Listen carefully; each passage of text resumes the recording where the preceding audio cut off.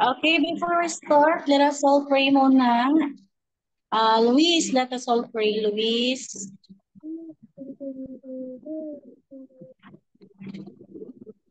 Mega pray. Yes po, lead the prayer. Lord, thank you for waking us up early. We give you a blessing and hope you would protect us from evil spirits and from enemies. Love you in Jesus' name. Amen. Amen. Okay, thank you. So for now, is the continuation of our topic about division. Again, when we say division, it is Grouping. grouping. Okay, so last Tuesday, we divide numbers by only one number. So what about naman kapag if you have two digits? Okay, so let me use the blackboard.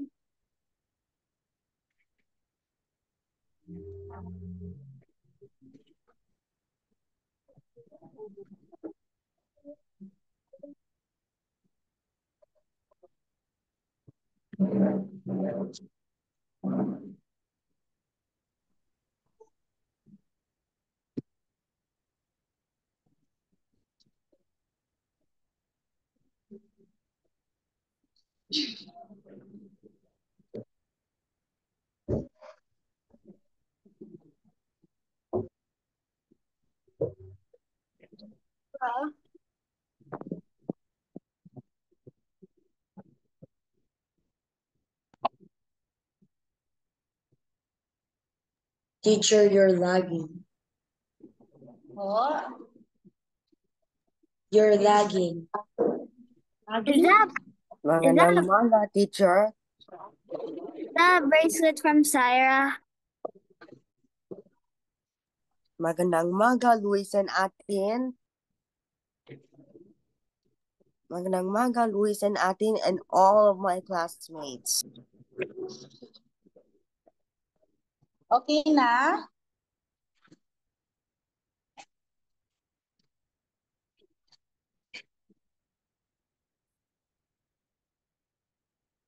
Okay na ba? Or lang?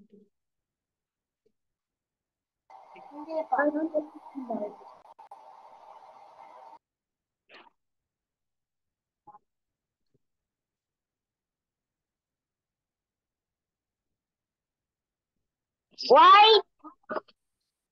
Teacher, why your name is...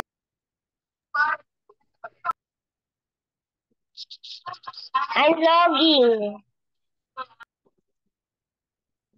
May na ang internet eh. I can hear you, teacher. Okay, okay na po.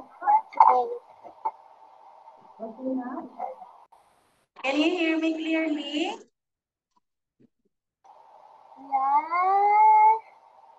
Can you Yes, hear me? teacher.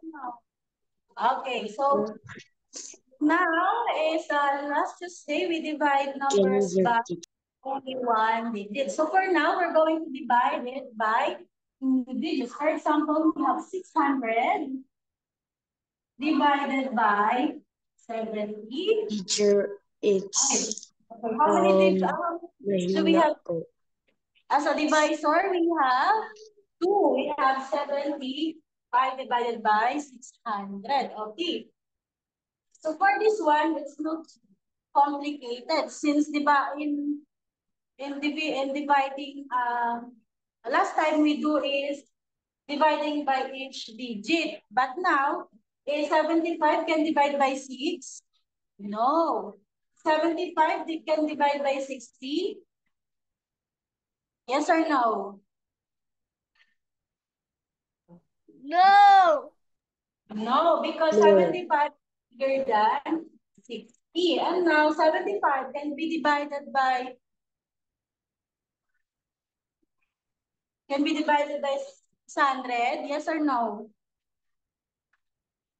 Yes. Yes. Okay, yes. So how do we do it? Okay, so for now, let's start by guessing method. What method? Guessing method. We're going to guess how many 7 times can we have in 600 by multiplying 75 starting from 10. 75 times 10. Okay po. We all know 75 times 0 is, Dali, 75. 0 times 5, Dali.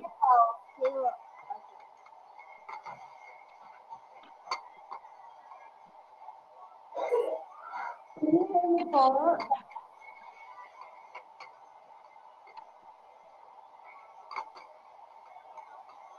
Can you hear me?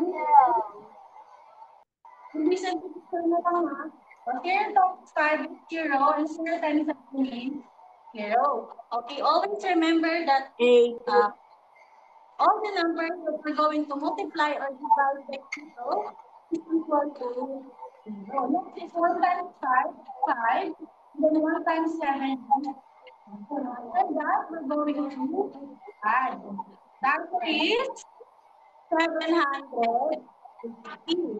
So 750 is bigger than 600. No. No Absolutely ba? no. No. 600.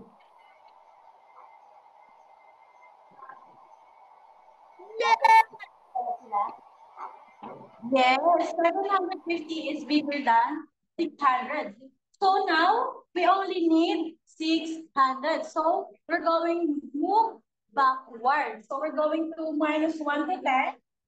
We use 75 times 9. Okay po? Okay, here. 5 times 9, Francine. 5 times 9, Francine.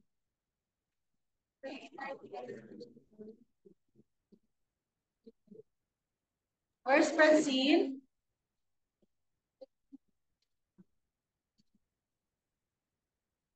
Who else? Who else na lang? 5 times 9? 45. Huh? 45. 45. Okay, 45.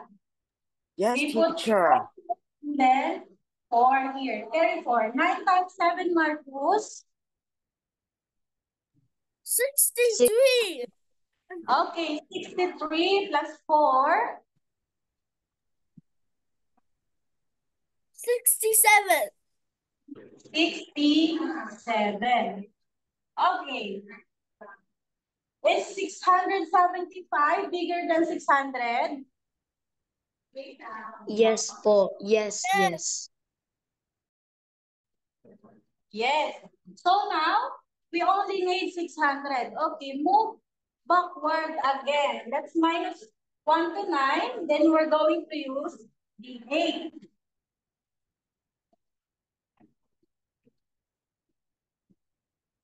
8 times 5, Dali. 40. 40. Okay, 8 times 7, Rain. 8 times 7, Rain.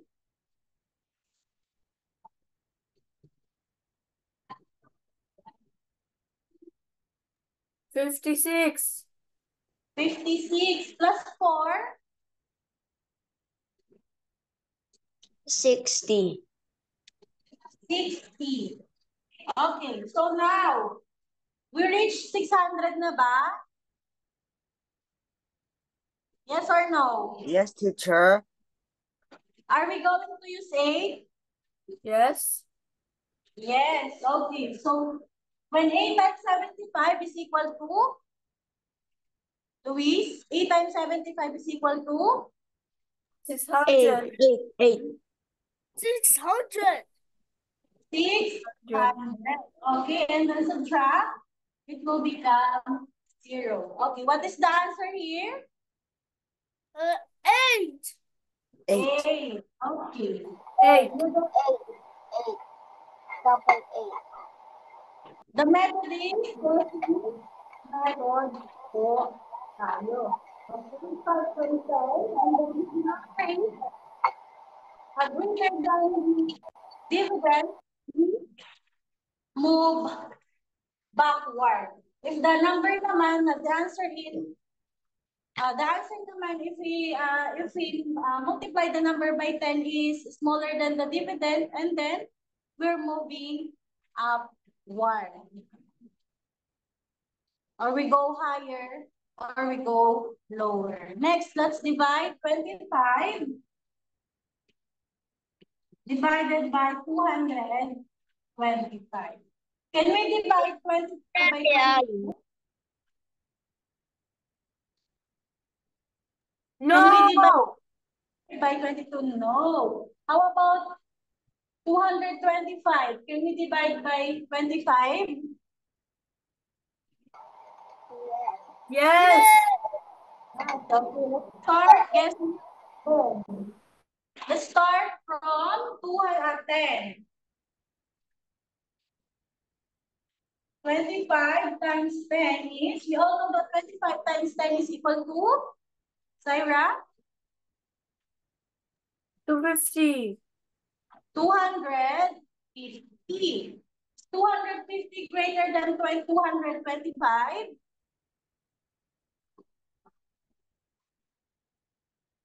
Yes, of course. So now we're going to lower. We're going to use lower number. We're going to use 9. 25 times 9 is 9. 45. 45. 45. Put 5 here, and then 2 times 9 is? Luis, 2 times 9 is?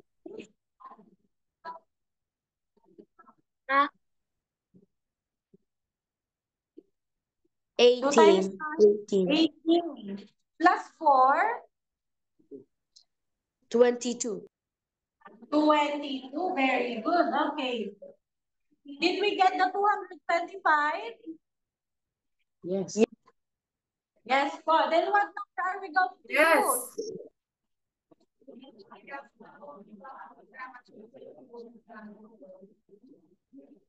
Then what number are we going to use? We're going to use the number 9. Okay, number 9.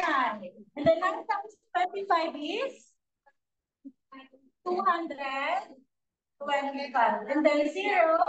And then subtract the 80 will be equal to 0. What is the answer? 9. 9. Do you have any question? Question po? Do you have any question? Let's try another one.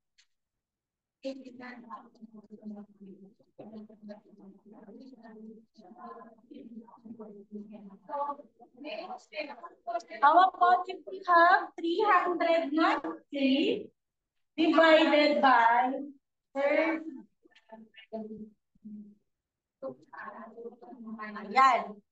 So, we all know 30 times 10 is 30 times 10. Gani. 35 times 10. 300. 300. So 300 is bigger than 390 or smaller?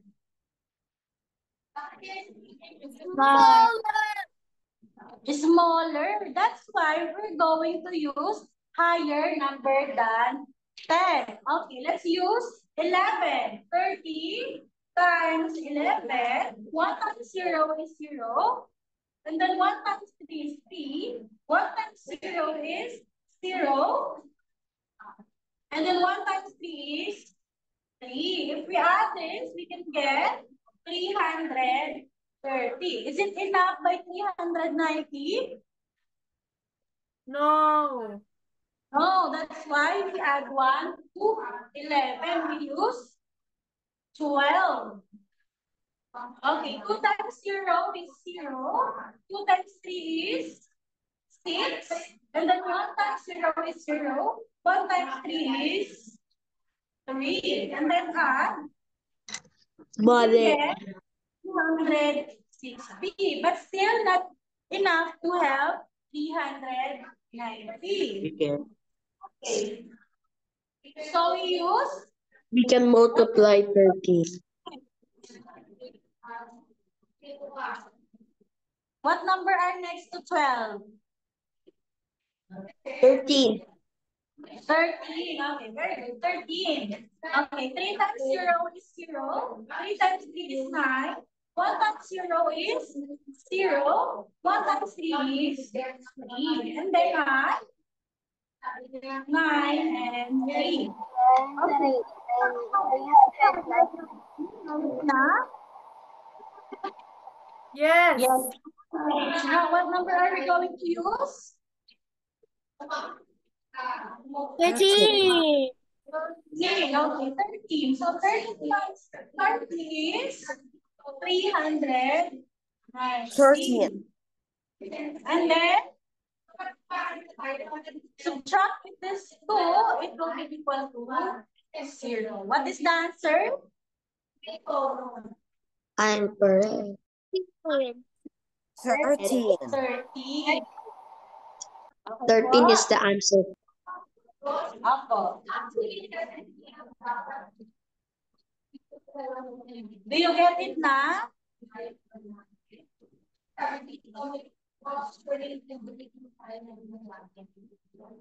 Okay, in your NB3, answer this one. NB3.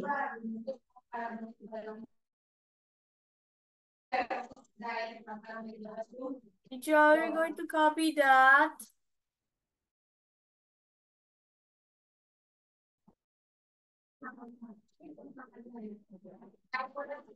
Teacher, are you going to copy that? Answer in your NB3.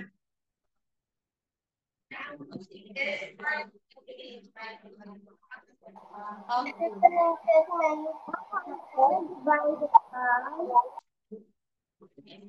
20.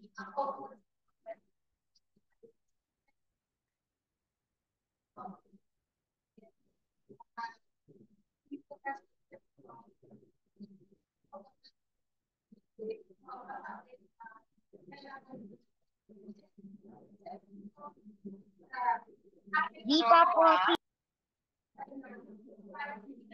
Don't, teacher. The answer is 0. Ay. Ito, teacher. So write your answer in your chat box. The answer is 20 po. Sorry. Are you done? Yeah. Yes. How about the Teacher, I'm other? done.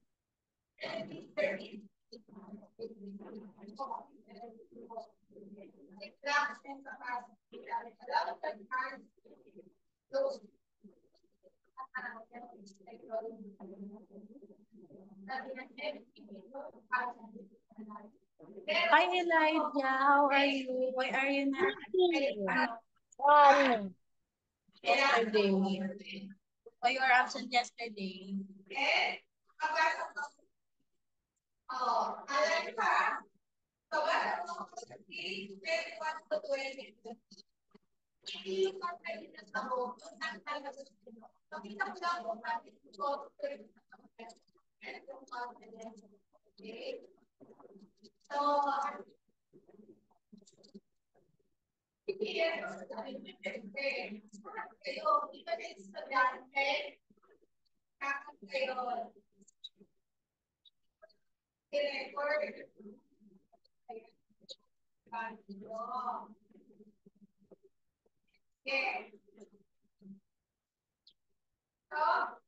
Let's talk for now. Before we go.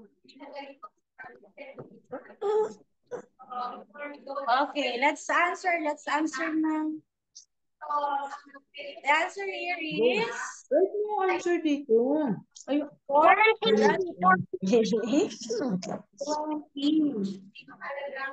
Okay po, let's answer. 20. Can we divide 20 to 40?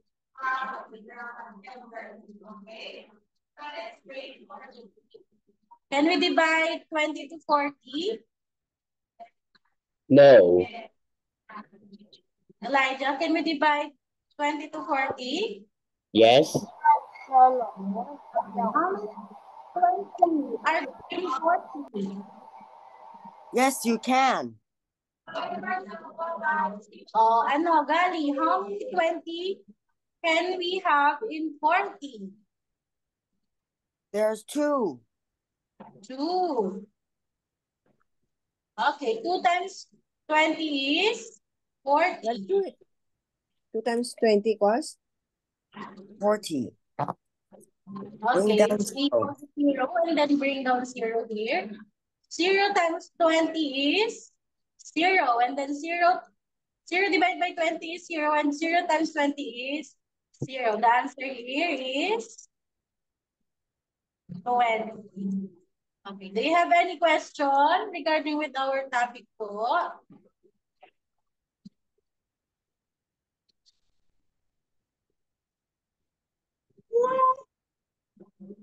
Wala na?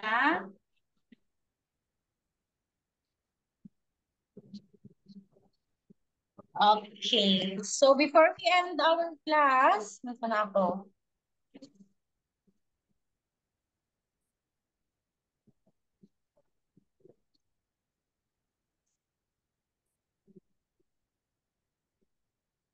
Okay, before we end our class,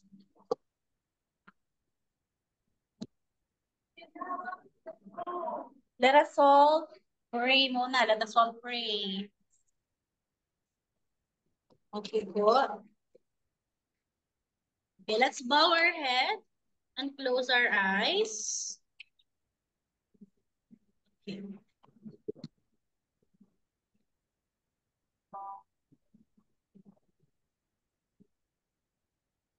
Lord, thank you for this day. Thank you for the knowledge that you gave to us to answer our activity for the day. Please guide and help us in this whole day and bless us, Lord. In Jesus' name we pray. Amen. Amen. Bye-bye. Okay. So that's all for today. Bye-bye. Bye-bye. Bye bye, teacher. Bella. Bye. Bye, Teacher Bell. Bye, Gali. Bye. bye. Have a good day, teacher. God bless you. They have